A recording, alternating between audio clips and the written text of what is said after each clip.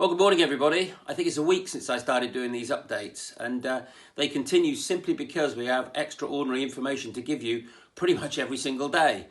And today the announcement is about yesterday, when the government decided that all unimportant or unessential travel from the UK for 30 days would be stopped. So what that means is you can still travel, but if you do, it's against the advice of the government, you wouldn't be insured.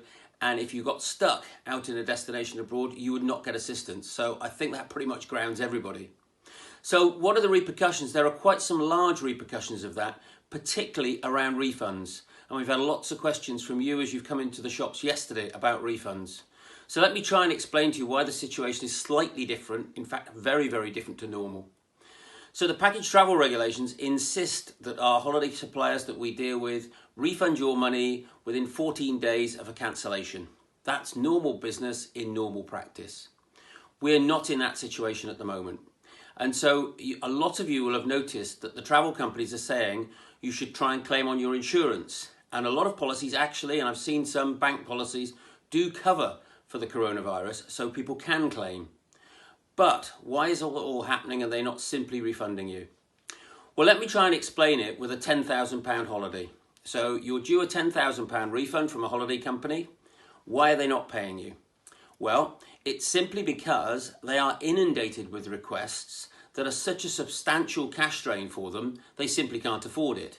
Because you've given your money to us, we've passed that money on to them, and they pass the money on to the airline and the hotelier. So maybe £7,000 to the airline, £3,000 to the hotelier.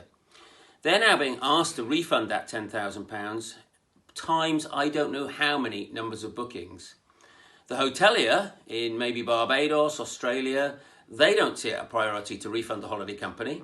The airline, and we've seen the drastic actions taken by Virgin and British Airways, they don't want to refund it at the moment either. So simply we've got gridlock and they cannot afford to refund everybody. And so a bit of a miles inside track on what's happening.